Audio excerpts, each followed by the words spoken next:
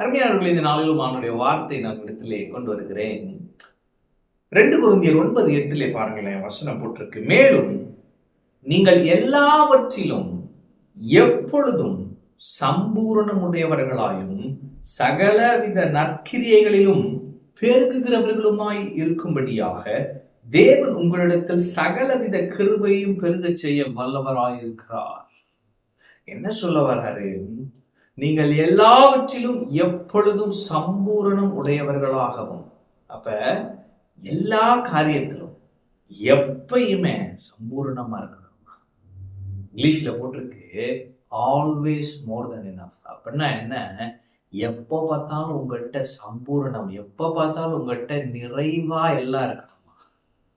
அப்ப நம்முடைய வாழ்க்கையில சம்பளம் 1ஆம் தேதி வாங்குறோம், 10ஆம் தேதி காலி ஆகுது. 25ஆம் தேதி கிட்ட என்கிட்ட வெறும் 1000 ரூபாய் தான் பிரதர் இருக்கு, எப்படி நடத்த போறேன்னு தெரியல. ஆனா தேவ வசனத்தை புரிந்து கொண்டால் இந்த சூழ்நிலைகள் எல்லாம் மாறும். வசனம் என்ன சொல்லுது? நீங்கள் எல்லாவற்றிலும் எப்பொழுதும் சம்பூர்ணம் உள்ளவர்களா இருக்கணுமா? அடுத்து என்ன போட்டிருக்கு? சகலவித நற்கிரியைகளிலும் பெருகிறவர்களுமா இருக்கும்படியாய். அப்ப நிறைய நல்ல காரியங்களை செய்ய வேண்டிய ஆசை நமக்கு இருக்கு, ஆனா செய்யறதுக்கான காசு நம்மகிட்ட இல்லை. ஆசை இருந்து என்ன பிரயோஜனம்? காசு வேணுமே. ஆனா வசனம் போட்டிருக்கு எல்லாவற்றிலும் எப்பொழுதும் சம்பூரணமா இருக்கணுமா, சகலவித நற்கிரியைகளையும் பெருகணுமா. அப்படின்னா என்ன? நிறைய செய்யணுமா? நான் இப்படி சொன்னோடனே உங்க மனசுல தோணும், ஆமா எனக்கு நிறைய ஆசை இருக்கு, நான் நிறைய செய்யணும், நான் நிறைய பேருக்கு ஹெல்ப் பண்ணணும், நிறைய பேரை படிக்க வைக்கணும், நிறைய பேருக்கு உதவி செய்யணும், இந்த ஆசை இருக்குப்பா. ஆனா அதற்கான பணம் எனக்கு இல்லையே.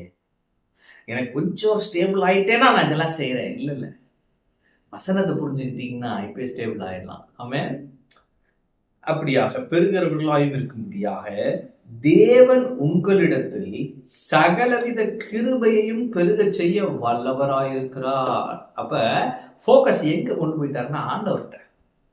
நீ எப்பொழுதும் சம்பூர்ணமா இருக்கணும், நற்கிரியைகளை பெருகணும். இதற்கு தேவன் என்ன செய்கிறார்னா சகலவித கிருபைகளையும் உனக்கு அளிக்க அவர் உண்மையுள்ளவராக இருக்கிறார். அப்படின்னா என்ன? வல்லவராக இருக்கிறார். அப்படின்னா என்ன?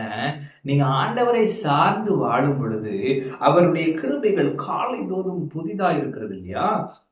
அப்போ ஒவ்வொரு நாளும் அவர் தமது கிருபையை ஏராளம் தாராளமாய் நமக்கு அளித்து அந்த கிருபை நிமித்தமாய் நாம் அவருடைய செழிப்பை அனுபவித்து எப்பொழுதும் சம்பூர்ணம் உள்ளவர்களாய் இருக்க அவர் உதவி செய்கிறார். அப்ப அவருடைய கிருபையை நம்ம பெற்றுக்கொண்டால், ஒவ்வொரு நாளும் நமக்கு கொடுக்கிற அந்த ஃப்ரெஷ் கிரேஸை பெற்றுக்கொண்டா நம்ம எப்படி இருப்போம்னா ஆல்வேஸ் மோர் தென் எனஃப். என்ன? அப்ப நமக்கு எப்பயுமே சம்பூர்ணம் இருக்கும்.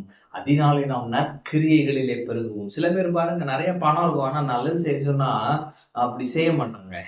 ஆனா ஆண்டவர் சொன்னாரு, உன்கிட்ட நான் சம்பூர்ணத்தையும் தரேன், நற்கிரியைகளையும் பெருகுவேன்னு சொல்றாரு. ஆமென். அப்ப இன்னைக்கு நான் சொல்லுகிறேன், தேவன் வல்லவராயிருக்கிறார். எதற்கு?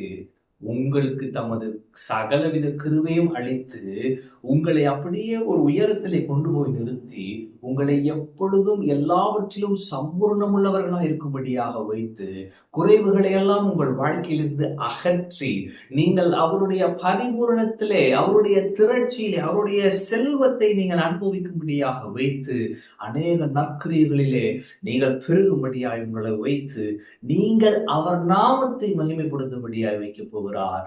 மலையின் மேல் உள்ள பட்டணம் மறைந்திருக்க மாட்டாது. எனவே உங்களை பற்றிய வசனம் இது. இதை தியானியுங்கள். ஆண்டவரே, இதை வைத்து என்னோடு பேசுங்க, கேளுங்க. இன்னும் ஆழமாய் இன்னும் வெளிப்பாடுகளை உங்களுக்கு கொடுப்பார். நீங்கள் அநேகருக்கு ஆசீர்வாதமாய் இருப்பீர்கள், எப்பொழுதும் சம்பூர்ணம் உள்ளவர்களாய் இருப்பீர்கள். ஆமென். கர்த்தர் உங்களோடு இருக்கிறார். கர்த்தர் உங்களை ஆசீர்வதிப்பார்.